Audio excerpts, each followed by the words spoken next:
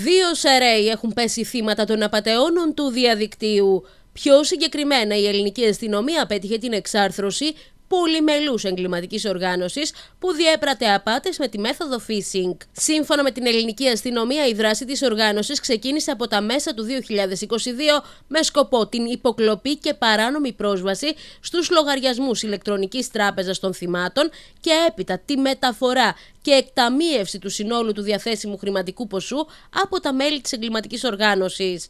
Και στις αίρες, το κύκλωμα διείσδησε σε τραπεζικούς λογαριασμούς δύο σεραίων, υπεξαιρώντας στη μία περίπτωση 90.000 ευρώ και στην άλλη περίπτωση 8.500 ευρώ. Δυστυχώς και στις αίρες υπάρχουν περιπτώσεις ανθρώπων που τους έχουν εξαπατήσει αυτό το κύκλωμα που δρούσε σε όλη την Ελλάδα.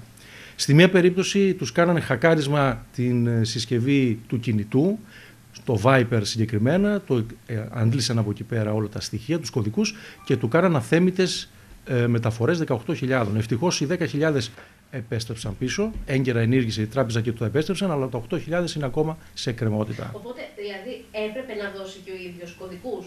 Δηλαδή, χωρίς να τους δώσει τους κωδικούς, τους τράβηξαν τους κωδικούς χακάροντας το περιβάλλον, το λειτουργικό περιβάλλον στο Viper που είχε τη συναλλαγή. Δηλαδή, όταν έκανε internet banking, στο Viper εμφανίζονταν οι κωδικοί που πρέπει να συμπληρώσει για να εκτελεστεί η συναλλαγή. Ο σεραίος δικηγόρος Φώτης Βαγενάς εξηγεί πως ακριβώς ο πελάτης του, ένας εκ των δύο θυμάτων δηλαδή, έπεσε θύμα των επιτίδιων δραστών, καθώς η εξαπάτηση έγινε με την πρόφαση της αγοράς κρυπτονομισμάτων. Στην προκειμένη περίπτωση έγινε με τον εξής τρόπο. Του στείλανε ένα μήνυμα το οποίο περιείχε ιό.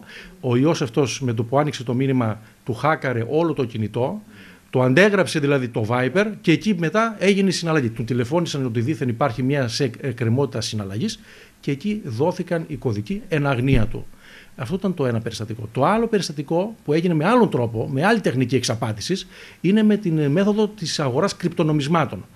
Του ζήτησαν λοιπόν να αγοράσει, του πρότειναν να αγοράσει κρυπτονομίσματα, τα οποία υπαναχώρησε, δεν θέλησε να τα κρατήσει τελικά και εκεί ακριβώς έγινε η εξαπάτηση. Μπήκαν με λογισμικό στον υπολογιστή του, δήθεν τάχα να το επιστρέψουν πίσω τα χρήματα. Και εκεί δηλαδή... ακριβώς με τέτοιες εφαρμογές που δίνεις την δυνατότητα στον τρίτο να μπει στον υπολογιστή σου. Και εφόσον του ανοίξεις και το internet banking σου, εκεί μπορεί να κάνει τα πάντα. Και όντως εκεί έγινε ένα πολύ μεγάλο ποσό, σηκώθηκε και φυσικά είναι στα δικαστήρια διότι τα λεφτά πήγαν σε λογαριασμό ημεδαπού στην Ελλάδα. Οπότε βρίσκεται σε εκκρεμωδική αυτή η υπόθεση. Άρα δηλαδή η αστυνομία βρήκε την κίνηση που έγινε, που ταξίδευσαν τα χρήματα. Το θύμα βρήκε μέσω τραπέζης το λογαριασμό στον οποίο πήγαν τα χρήματα. Στις περισσότερες των περιπτώσεων τα χρήματα φεύγουν στο εξωτερικό. Ναι. Σε κάποιες περιπτώσεις που είναι τυχεροί σε εκείνη την περίπτωση τα θύματα, τα λεφτά όταν μπαίνουν σε λογαριασμό ημεδαπού μπορείς να τον εντοπίσεις και να στραφείς εναντίον του. Οι απατεώνες είχαν συστήσει εγκληματική οργάνωση με ιεραρχική δομή. Σε συντονισμένη επιχείρηση συνελήφθησαν το πρωί της 23ης Οκτωβρίου βασικά μέλη, 17 άνδρες και 7 γυναίκες, μεταξύ των οποίων και 3 ηγετικά στελέχη σε περιοχή της Αττικής και της Κρήτης. Εκτιμάται ότι η συνολική ζημιά των θυμάτων υπερβαίνει τα 6 εκατομμύρια ευρώ, με τα θύματα να ανέρχονται σε εκατοντάδες. Οι ψηφιακές ευκολίες ενέχουν και ψηφιακές παγίδες. Αυτό είναι το συμπέρασμα.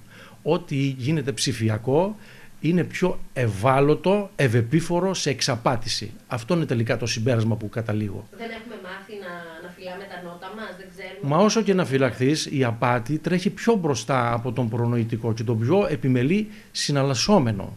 Ευτυχώς πρόσφατη απόφαση του Ειρηνοδικείου Μυτιλήνης του 2023 επέριψε την ευθύνη από χακάρισμα και από αθέμητη συναλλαγή 2.500 στην τράπεζα και δέχτηκε την αγωγή του συναλλασσόμενου κατά της τράπεζας, η οποία τράπεζα υποχρεώθηκε να του επιστρέψει πίσω τα 2.500 της αμφισβητούμενης συναλλαγής. Άρα ότι δηλαδή και οι τράπεζες στα λογισμικά που έχουν δεν είναι τόσο προφυλαγμένα ώστε να είναι κατοχυρωμένοι και οι πελάτες τους.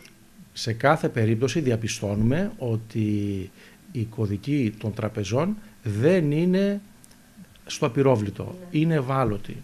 Και ευτυχώς η πρόσφατη αυτή απόφαση του 2023 βλέπω ότι ανοίγει νέα πεδία διευκόλυνσης των συναλλασσομένων. Δηλαδή όταν δεν θα μπορούν να βρούνε τους απατεώνες ή περιουσιακά στοιχεία, πού να τους βρεις άλλωστε, για να τα εισπράξουν πίσω τα χρήματά τους, αυτή η νομολογία που στηρίζεται σε νόμο που ενσωμάτωσε ευρωπαϊκές οδηγίες για ηλεκτρονικές συναλλαγές, ρίξε λοιπόν την ευθύνη στην τράπεζα και της καταλόγησε αυτήν την απατηλή συναλλαγή. Ο δικηγόρος κ. Φώτης Βαγενάς συνιστά στον κόσμο να είναι προσεκτικός και καχύποπτος και να μην δίνει σε κανέναν προσωπικούς κωδικούς και πρόσβαση σε υπολογιστές και τηλέφωνα. Οι απατεώνες πάντα είναι ένα βήμα μπροστά, όπως αποδεικνύεται από την αστυνομία που προσπαθεί να μας προστατέψει.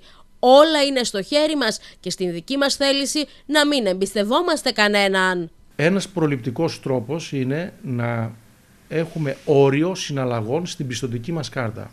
Δηλαδή το ημερήσιο όριο να είναι στα 500 ή στα 600 ευρώ. Να μην μπορεί ο άλλος που μας την έχει χακάρει αθέμητα να τραβήξει χρήματα παραπάνω από αυτό το όριο σε μία μέρα μέσα. Την επόμενη μέρα θα ενημερωθούμε, θα ειδοποιηθούμε, κάτι θα γίνει, θα το προλάβουμε το κακό. Άρα λοιπόν, ένα είναι αυτό. Ένα δεύτερο, είμαστε πάρα πολύ προσεκτικοί σε περίεργα μηνύματα από αγνώστους που έρχονται στα κινητά μας ή σε τηλεφωνήματα που γίνονται στα κινητά μας. Από εκεί μπορεί να μας χακάρουν όλη τη συσκευή. Δεν πρέπει να τα σηκώνουμε, πρέπει να τα κλείνουμε. Να είμαστε πάρα πολύ επιφυλακτικοί. Πάρα πολύ επιφυλακτικοί.